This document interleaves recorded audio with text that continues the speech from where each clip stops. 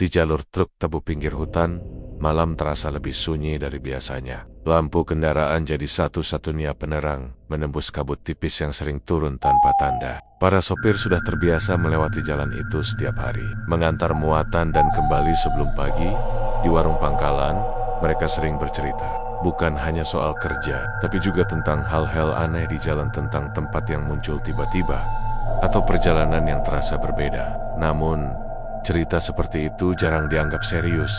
Roni termasuk yang tidak percaya. Baginya, yang penting hanya satu, sampai tujuan tepat waktu. Sampai suatu malam, saat rasa kantuk datang lebih berat dari biasanya, dan jalan yang ia lewati terasa tidak lagi sama. Roni menyalakan mesin truknya dengan satu tarikan napas panjang. Suara mesin tua itu langsung meraung pelan, seperti sudah hafal ritme malam yang akan dilaluinya. Di bak belakang, tumpukan tebu tersusun tinggi, diikat seadanya dengan tali yang sudah mulai kusam. Bau manis tebu bercampur dengan aroma tanah basah masih terasa kuat sejak sore tadi. Seperti biasa, ia berangkat setelah maghrib lewat. Jalanan desa sudah mulai lengang. Hanya sesekali terlihat motor melintas atau warga yang duduk di teras rumah. Di kejauhan, suara televisi samar terdengar dari rumah-rumah yang belum tidur. Roni sudah terlalu sering menjalani ini semua. Baginya, malam bukan lagi waktu istirahat, tapi waktu bekerja. Ia melirik jam di dashboard. Tidak terlalu malam, tapi cukup untuk membuat tubuhnya mulai terasa berat. Namun, seperti biasa, ia mengabaikannya. Setoran lebih penting daripada rasa lelah. Kalau terlambat, potongannya tidak kecil. Truk perlahan meninggalkan area pemukiman, masuk ke jalur yang lebih sepi. Lampu jalan mulai jarang, digantikan oleh bayangan pohon-pohon tinggi di kanan kiri. Jalan aspal yang tadi terasa akrab, kini berubah lebih gelap, lebih sunyi. Roni menaikkan sedikit volume radio, mencoba mengusir rasa sepi, tapi yang keluar hanya suara kresek dan siaran yang putus-putus. Ia mendengus pelan, lalu mematikannya kembali. Lebih baik fokus ke jalan. Semakin jauh ia masuk, suasana mulai terasa berbeda. Suara mesin truk tetap stabil, tapi di luar itu, seperti ada yang hilang. Biasanya, suara jangkrik atau hewan malam terdengar jelas di pinggir hutan. Tapi, malam itu, suara-suara itu terasa lebih jarang. Tidak benar-benar hilang, hanya tidak seramai biasanya. Roni mengerutkan kening. Ia sudah sering melewati jalan ini, hampir setiap malam. Ia tahu betul bagaimana suasananya, tapi malam ini, entah kenapa terasa lebih kosong. Lampu depan truk menyapu jalan panjang di depannya. Aspal terlihat lurus, membelah gelap yang semakin pekat. Pohon-pohon di kiri kanan berdiri rapat, daunnya hampir tidak bergerak. Bahkan angin pun seperti enggan lewat. Roni menarik napas panjang, mencoba menepis pikiran aneh yang mulai muncul. Cuma perasaan, gumamnya pelan. Ia menekan pedal gas sedikit lebih dalam. Truk melaju lebih cepat, tapi jalan di depannya seperti tidak banyak berubah. Tikungan yang biasanya ia hafal, terasa datang lebih lambat. Jarak antar penanda jalan seolah memanjang. Ia melirik lagi ke jam. Baru beberapa menit sejak terakhir ia melihatnya. Perasaan tadi udah lama, bisiknya. Tangannya mengetuk pelan setir, mencoba menjaga fokus. Mata mulai terasa berat, tapi belum sampai membuatnya kehilangan kendali. Ia sudah terbiasa melawan kantuk seperti ini. Namun, semakin lama, rasa tidak nyaman itu justru makin jelas. Bukan karena gelap, bukan karena lelah, tapi karena jalan itu terasa terlalu sepi. Tidak ada kendaraan lain, tidak ada lampu dari arah berlawanan, tidak ada suara selain mesin truknya sendiri. Seolah-olah malam itu hanya ada dia sendirian di sana. Roni menelan ludah, lalu sedikit menegakkan duduknya. Lampu jauh dinyalakan, mencoba menembus gelap lebih dalam. Cahaya itu memanjang ke depan, tapi tidak menemukan apa-apa selain jalan kosong yang terus membentang. Dan untuk pertama kalinya malam itu, Roni mulai merasa perjalanan ini terasa lebih panjang dari biasanya. Padahal, ia yakin ia melewati jalan yang sama.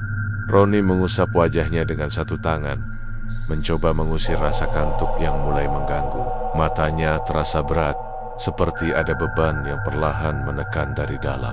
Ia menguap panjang, lalu menegakkan duduknya sambil menggenggam setir lebih erat. Jalan di depannya masih sama panjang, gelap, dan sepi. Namun, beberapa saat kemudian, sesuatu mulai berubah. Dari kejauhan, samar-samar terlihat kabut tipis turun di permukaan jalan. Awalnya hanya seperti asap ringan yang melayang rendah, tapi semakin lama semakin tebal. Lampu truk yang tadinya mampu menembus jauh ke depan, kini hanya menjangkau beberapa meter saja. "Ronnie, cepat amat," gumamnya pelan. Biasanya kabut di jalur ini muncul menjelang dini hari, itu pun tidak selalu tebal. Tapi sekarang, belum terlalu larut, dan kabut sudah turun seperti menyelimuti jalan dengan sengaja. Ia memperlambat laju truk. Mesin masih meraung stabil, tapi pandangannya semakin terbatas. Garis jalan mulai samar, pohon-pohon di pinggir nyaris tak terlihat. Semua berubah jadi bayangan abu-abu yang bergerak pelan di balik kaca depan. Ronnie menyalakan lampu kabut, berharap bisa membantu. Namun hasilnya tidak banyak berbeda. Justru pantulan cahaya membuat kabut terlihat lebih pekat, seperti dinding tipis yang menghalangi. Rasa kantuk yang tadi masih bisa ia tahan, kini datang lebih berat. Kelopak matanya turun perlahan. Ia mengedip beberapa kali, berusaha tetap fokus. Tangannya sempat bergeser dari setir, menepuk pipinya sendiri pelan. "Jangan sekarang," desik. Truk sedikit oleng ke kiri, membuatnya langsung tersadar. Ia mengoreksi arah dengan cepat. Napasnya mulai terasa tidak teratur. Keringat dingin muncul di pelipis. Meski udara di luar cukup dingin, kabut semakin tebal. Jalan di depannya seperti menghilang sedikit demi sedikit. Tidak ada lagi tanda-tanda yang ia kenal. Tidak ada patokan, hanya garis samar yang memanjang tanpa ujung. Ronnie menelan ludah. Perasaan aneh kembali muncul. Kali ini lebih kuat. Ia mencoba mengingat harusnya sudah ada tikungan kecil di depan. Tapi sejauh ini, jalan tetap lurus. Terlalu lurus. "Ini jalan yang sama kan?" gumamnya pelan, lebih seperti meyakinkan diri sendiri. Tiba-tiba, di tengah kabut itu, matanya menangkap sesuatu. Cahaya, samar, kecil, dan berwarna kekuningan. Ronnie langsung menajamkan pandangan. Ia mengurangi kecepatan, mencoba memastikan apa yang dilihatnya. Cahaya itu tidak bergerak, seolah diam di satu titik di pinggir jalan. Semakin dekat, bentuknya mulai terlihat jelas, seperti lampu minyak. Di bawahnya, ada bayangan bangunan kecil, tidak besar, hanya seperti warung sederhana yang berdiri di tepi jalan. Atapnya rendah, dindingnya dari papan kayu. Ronnie sedikit mengernyit. Ia tidak ingat ada warung di jalur ini. Truknya melaju pelan, mendekati cahaya itu. Kabut di sekitar warung terlihat lebih tipis, seolah memberi ruang agar tempat itu terlihat jelas. Di depan bangunan itu, berdiri sebuah papan kayu yang agak miring. Tulisan di atasnya terlihat sederhana. Catnya sudah mulai pudar. Ronnie membaca pelan dalam hati. "Buka 24 jam. Ia terdiam sejenak. Di tengah jalan yang tadi terasa kosong dan tak berujung, tiba-tiba ada warung yang menyala, seolah memang menunggu. Ronnie menarik napas panjang. Rasa kantuknya belum hilang, justru semakin berat. Matanya kembali berkunang. Refleksnya mulai melambat. Tangannya masih menggenggam setir, tapi pikirannya mulai goyah antara terus melaju atau berhenti sejenak. Lampu warung itu tetap menyala, tenang di balik kabut, seperti memanggil. Ronnie menatapnya beberapa detik lebih lama dari yang seharusnya. Ronnie akhirnya menarik napas panjang, lalu meminggirkan truknya perlahan. Roda besar itu berhenti dengan bunyi gesekan halus di tepi jalan. Mesin masih menyala, bergetar pelan, seperti menahan lelah yang sama dengan pengemudinya. Ia mematikan lampu jauh, menyisakan cahaya redup dari lampu depan yang mengarah ke warung kecil di hadapannya. Beberapa detik, Ronnie hanya duduk diam di balik kemudi. Tangannya masih menggenggam setir, seolah ragu dengan keputusannya sendiri. Tapi rasa kantuk yang menekan semakin kuat, membuatnya tak punya banyak pilihan. "Sebentar aja," gumamnya. Ia membuka pintu truk. Udara dingin langsung menyambut, lebih dingin dari yang ia bayangkan. Kabut masih menggantung rendah, tapi anehnya tidak terlalu tebal di sekitar warung itu. Seolah tempat itu punya ruang sendiri di tengah kabut. Langkah kakinya pelan saat turun dari truk. Tanah di bawah terasa sedikit lembab. Ia menutup pintu dengan bunyi pelan, lalu menoleh sekilas ke arah jalan. Sepi, tidak ada kendaraan lain. Tidak ada suara mesin lain, bahkan tidak ada angin yang terasa lewat. Ronnie berjalan mendekati warung. Bangunan itu sederhana, dindingnya dari papan kayu yang sudah kusam, Beberapa bagian terlihat sedikit miring. Atapnya rendah dengan genteng tua yang tampak rapuh. Di bagian depan tergantung lampu minyak yang menyala redup. Cahayanya bergoyang pelan meski tidak ada angin. Semakin dekat, Roni mulai merasakan sesuatu yang sulit dijelaskan. Sunyi, bukan sekadar sepi biasa, tapi sunyi yang terlalu dalam. Ia berhenti sejenak di depan warung, memperhatikan sekeliling. Biasanya di tempat seperti ini, setidaknya ada suara jangkrik atau gesekan daun. Tapi di sini, tidak ada apa-apa. Benar-benar hening. Roni mengerutkan kening. Perasaan tidak nyaman mulai muncul lagi, lebih jelas dari sebelumnya. Tapi ia sudah terlanjur turun, dan rasa lelah masih menguasai tubuhnya. Ia mengangkat tirai kain tipis yang menjadi pintu warung. Begitu masuk, udara di dalam terasa berbeda, lebih hangat, tapi juga lebih pengap. Bau kopi dan sesuatu yang asing bercampur di udara. Matanya langsung menangkap beberapa orang yang duduk di dalam. Ada 3, mungkin 4. Mereka duduk di bangku kayu panjang, menghadap meja sederhana. Kepala mereka tertunduk, seolah sedang makan atau minum. Tapi tidak ada suara sendok, tidak ada percakapan, tidak ada reaksi sama sekali saat Roni masuk. Roni berhenti di ambang pintu beberapa detik. Mungkin berharap salah satu dari mereka menoleh atau sekadar bergerak. Tapi tidak ada. Semua tetap diam. Pelan-pelan, Roni melangkah masuk. Lantai kayu berderit halus di bawah kakinya. Suara itu terdengar terlalu jelas di tengah keheningan. Ia duduk di salah satu bangku kosong. Kayunya dingin, matanya melirik ke arah pelanggan lain. Wajah mereka tidak terlihat jelas karena posisi yang menunduk. Hanya bayangan samar di bawah cahaya lampu minyak. Tapi ada satu hal yang membuat Roni merasa semakin tidak nyaman. Mereka tidak bergerak sama sekali. Bahkan untuk sekadar menggeser tangan, Roni menelan ludah, lalu memalingkan pandangan. Ia mencoba bersikap biasa, meski di dalam dadanya mulai terasa tidak tenang. Tangannya bertumpu di meja kayu yang permukaannya kasar. Ia mengetuk pelan, berharap ada pemilik warung yang muncul. Tok, suara itu terasa terlalu nyaring. Tidak ada jawaban. Roni menarik napas, lalu mencoba lagi, sedikit lebih keras. Tok, Toki, masih tidak ada respon. Ia melirik lagi ke arah pelanggan lain. Mereka tetap dalam posisi yang sama. Kepala tertunduk, diam, seperti patung yang dibiarkan di tempatnya. Untuk sesaat, Roni merasa seperti tidak benar-benar sendirian, tapi juga tidak benar-benar ditemani. Perasaan itu menggantung aneh. Di dalam pikirannya, ia mengusap tengkuknya pelan. Dingin mulai terasa menjalar, bukan dari udara, tapi dari sesuatu yang tidak terlihat. Dan di tengah keheningan itu, Roni mulai sadar, warung ini bukan sekadar tempat singgah biasa. Roni duduk kaku di bangku kayu itu. Punggungnya terasa tegang, meski tubuhnya lelah. Ia mencoba mengatur napas pelan, tapi rasa tidak nyaman justru makin jelas. Ada sesuatu yang tidak beres di tempat ini. Perasaan diawasi, bukan dari satu arah, tapi dari segala arah. Padahal, saat ia menoleh, semua tetap sama. Para pelanggan itu masih duduk dengan kepala tertunduk. Tidak ada yang bergerak, tidak ada yang berbicara. Bahkan napas mereka pun tidak terdengar. Roni menelan ludah. Ia mencoba meyakinkan diri mungkin mereka hanya lelah, seperti dirinya. Mungkin mereka tidak peduli dengan orang lain. Tapi, tetap saja, ini terlalu diam. Tangannya kembali mengetuk meja. Kali ini, lebih pelan. Tok. Belum sempat ia menarik tangannya, tiba-tiba terdengar suara dari belakang. Kari, apa, Mas? Roni langsung menoleh cepat. Di balik tirai kecil yang tadi tidak ia perhatikan, seseorang berdiri.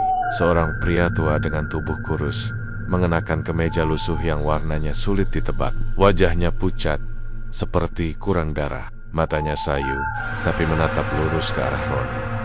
Roni terdiam sejenak. Ada sesuatu yang terasa familiar. Pria itu melangkah mendekat dengan pelan. Langkahnya ringan, hampir tidak menimbulkan suara di lantai kayu. Minum? Tanyanya lagi, suaranya datar. Roni masih menatapnya. Pikirannya seperti mencoba mengingat sesuatu yang samar. Wajah seperti pernah ia lihat. Tiba-tiba, ingatan itu muncul begitu saja. Pak Lurah, Roni pernah melihat fotonya di balai desa. Waktu itu, orang-orang ramai membicarakan hilangnya Pak Lurah beberapa bulan lalu. Katanya pergi malam-malam, lalu tidak pernah kembali. Jantung Roni berdegup sedikit lebih cepat. Ia kembali menatap pria di depannya. mencoba memastikan. Wajahnya memang mirip, sangat mirip. Tapi itu tidak mungkin. Roni mengalihkan pandangan sejenak, mencoba menenangkan diri. Mungkin hanya kebetulan. Wajah orang bisa saja mirip. Iya, kopi aja pak, jawabnya akhirnya. Berusaha terdengar biasa. Pria itu mengangguk pelan, lalu berbalik tanpa banyak kata. Gerakannya lambat tapi pasti. Ia mengambil sesuatu di balik meja, lalu mulai menyiapkan minuman. Roni memperhatikan diam-diam. Tidak ada suara berlebihan, tidak ada denting gelas yang jelas. Semua terasa teredam, seperti tertutup sesuatu yang tidak terlihat. Ia melirik lagi ke arah pelanggan lain. Mesai sama, kepala tertunduk diam. Tidak ada satupun yang menoleh ke arah mereka, seolah tidak peduli dengan apa yang terjadi. Roni menggeser duduknya sedikit. Bangku kayu berderit pelan, tapi suara itu kembali terasa terlalu jelas di telinganya sendiri. Ia mengusap kedua tangannya, mencoba menghangatkan diri. Padahal udara di dalam warung tidak terlalu dingin.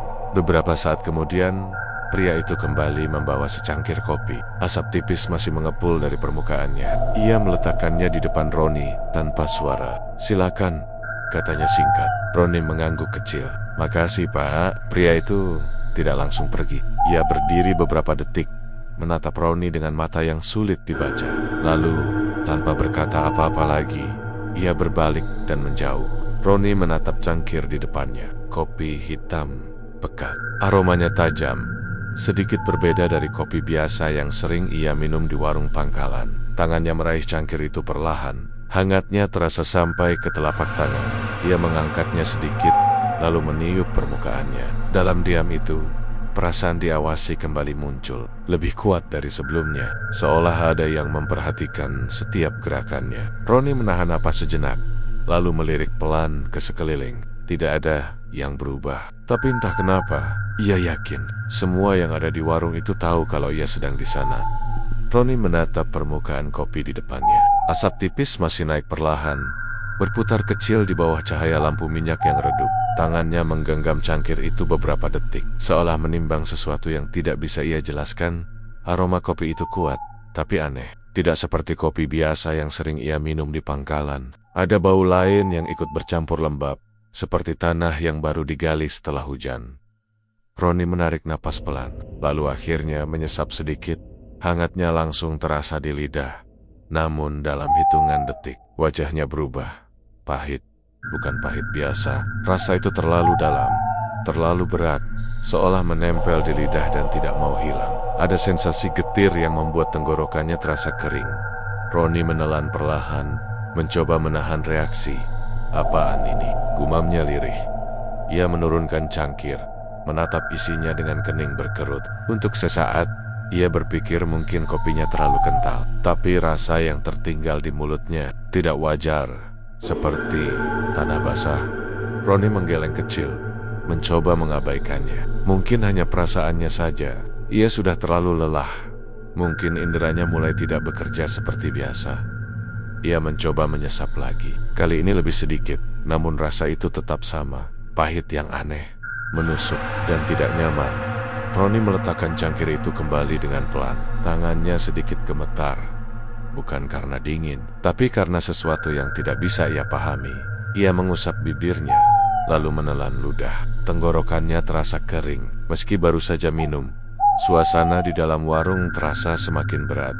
Lampu minyak di atasnya bergoyang pelan, tapi tidak ada angin.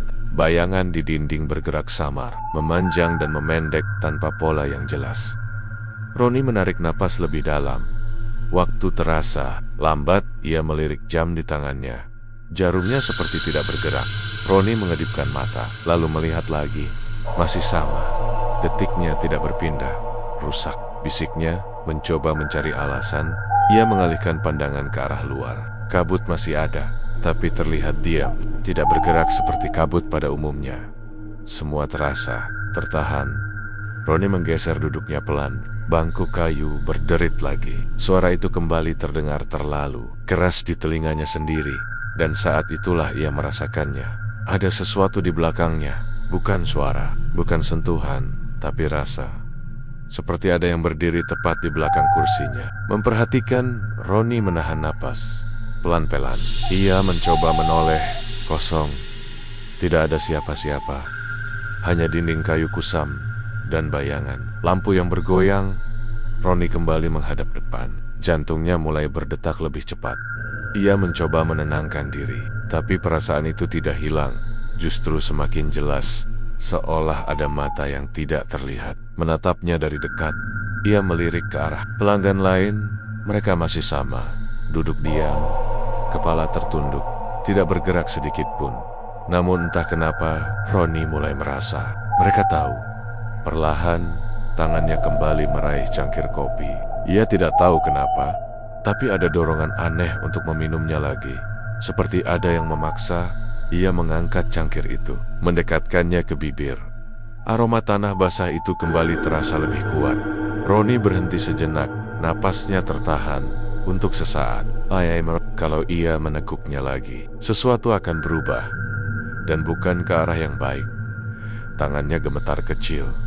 Namun di tengah keheningan itu, tanpa sadar, cangkir itu tetap berada sangat dekat dengan bibirnya.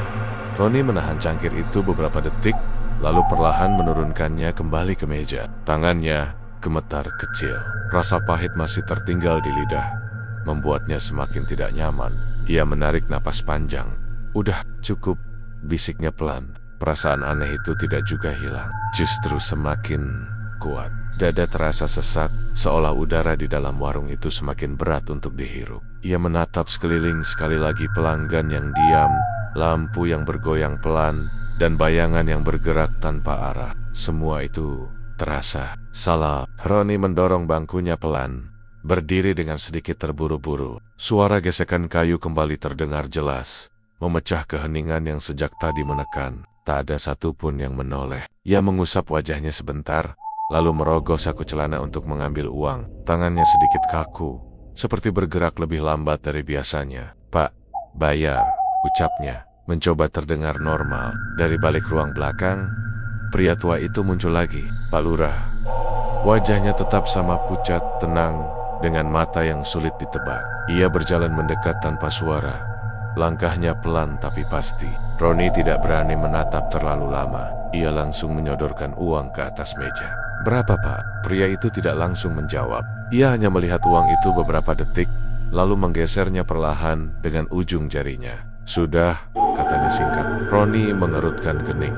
Maksudnya, Pak Lurah tidak menjelaskan. Ia hanya menatap Roni. Lebih lama dari sebelumnya. Tatapan itu membuat Roni merasa seperti sedang dilihat sampai ke dalam pikirannya. Beberapa detik berlalu dalam diam. Lalu, pria itu sedikit mendekat. Terlalu dekat. Roni bisa merasakan napasnya dingin. Dan dengan suara sangat pelan, hampir seperti bisikan yang menyelinap di telinga. Ia berkata, "Jangan sering lewat sini malam-malam." Roni, kata-kata itu sederhana. Tapi, cara mengucapkannya membuat bulu kuduknya langsung berdiri. Ia menelan ludah, lalu mengangguk kaku. Tidak tahu harus menjawab apa. Tanpa berkata lagi, ia mundur selangkah, lalu berbalik menuju pintu. Langkahnya cepat, hampir terburu-buru. Saat tangannya membuka tirai kain itu, ia sempat melirik sekali lagi ke dalam. Pelanggan itu masih sama, dudukkan. Tapi entah kenapa, kali ini Roni merasa seperti mereka sedang memperhatikannya. Meski kepala mereka tetap tertunduk, Roni langsung keluar. Udara luar terasa lebih dingin, tapi juga lebih ringan. Ia menarik napas dalam-dalam, seolah baru saja keluar dari ruangan yang terlalu sempit. Kabut masih ada, tapi tidak setebal sebelumnya. Ia berjalan cepat menuju truknya, tidak berani menoleh ke belakang. Tangannya sedikit gemetar saat membuka pintu. Begitu masuk, ia langsung menutup pintu keras-keras, lalu menyalakan lampu dan menggenggam setir. Beberapa detik ia hanya diam, mencoba menenangkan diri. Cuma warung biasa, gumamnya. Meski ia sendiri tidak yakin. Ia menyalakan truk. Mesin kembali meraung pelan.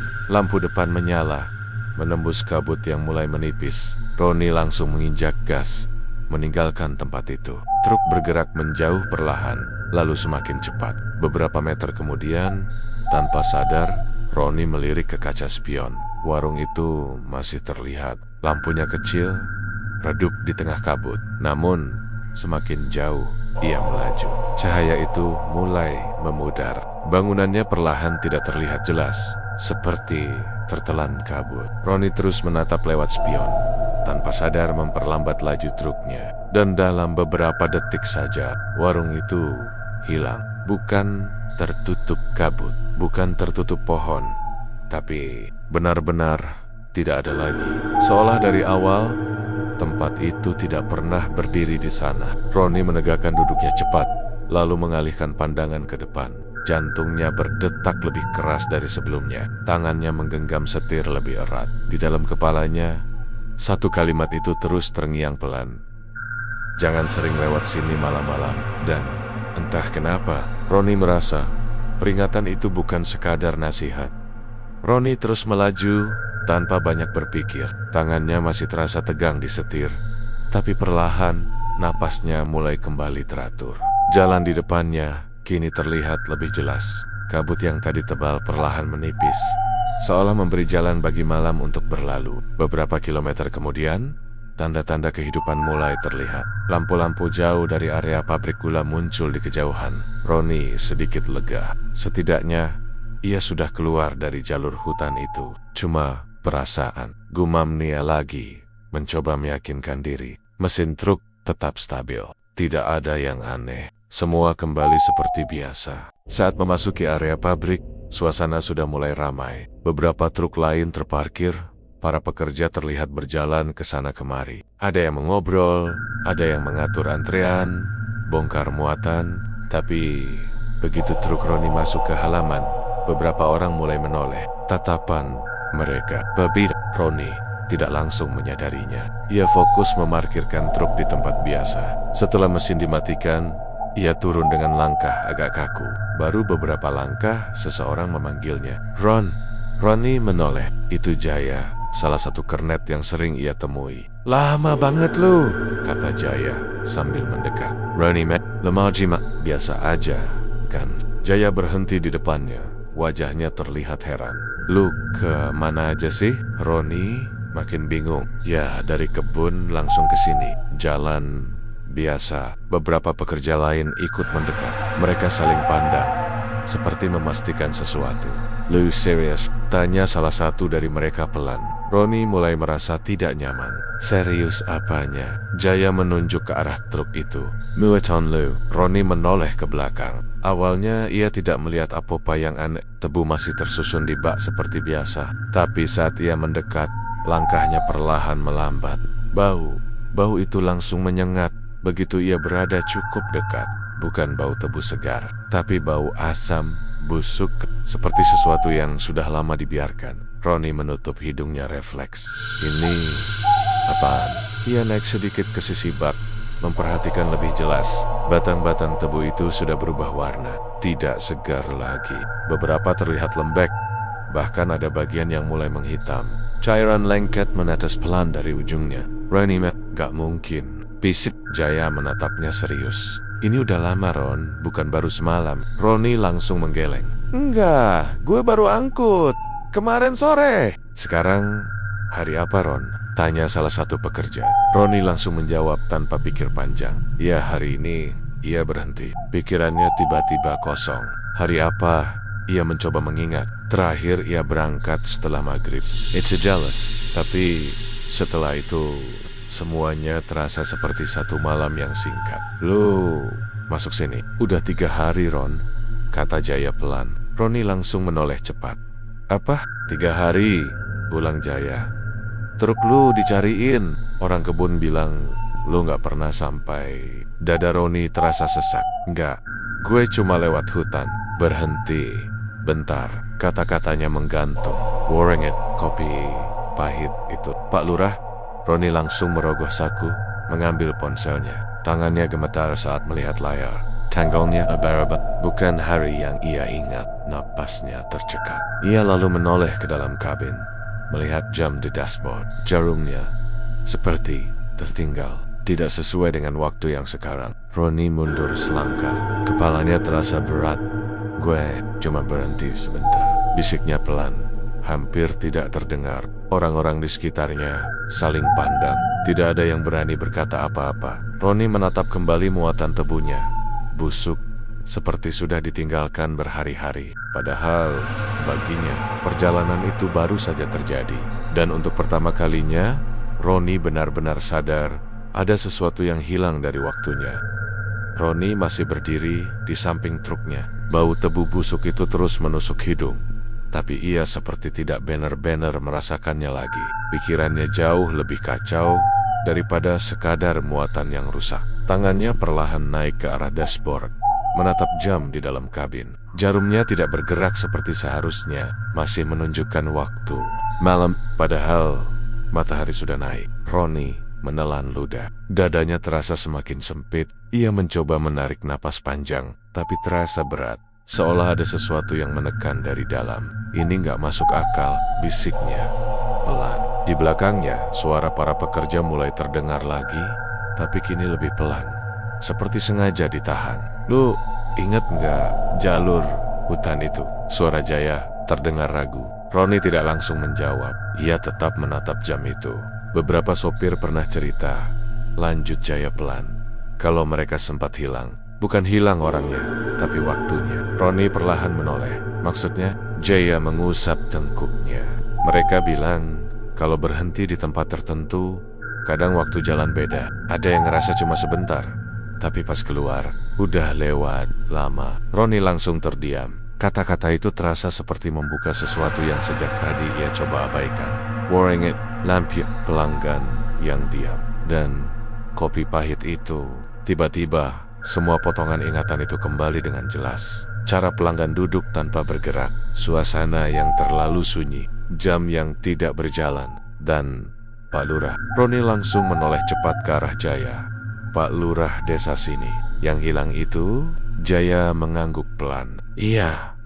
Kenapa? Roni tidak langsung menjawab. Bayangan wajah pria tua itu muncul lagi di kepalanya. Tatapannya, suaranya, dan bisikan itu, jangan sering lewat sini malam-malam. Roni merasakan bulu kuduknya berdiri. Ia mundur satu langkah, lalu bersandar ke badan truk. Tangannya mulai dingin. Gue ketemu dia, katanya pelan. Jaya langsung menatapnya. Ketemu siapa? Pak Lurah. Suasana langsung hening. Beberapa orang yang tadi mendengar ikut terdiam. Wajah mereka berubah. Tidak lagi sekadar heran tapi mulai terlihat khawatir. Itu nggak mungkin, Ron. Salah satu dari mereka berkata pelan. Dia udah lama hilang. Roni menggeleng pelan. Gue lihat sendiri, dia yang jual kopi. Tidak ada yang langsung menjawab. Roni memejamkan mata sejenak, mencoba menyusun kembali semuanya. Ia berhenti karena kantuk. Masuk ke warung, minum kopi, duduk sebentar, lalu semua terasa normal. Tapi sekarang, semuanya tidak lagi masuk akal. Roni membuka mata perlahan. Kalau itu bukan tempat biasa, bisiknya. Ia terdiam. Pikirannya mulai menyambung satu hal yang sejak tadi terasa terpisah. Suasana yang terlalu sunyi, orang-orang yang tidak bergerak, waktu yang terasa lambat, dan jam yang tidak berjalan. Roni menelan ludah. Gua nggak cuma berhenti. Suaranya makin pelan.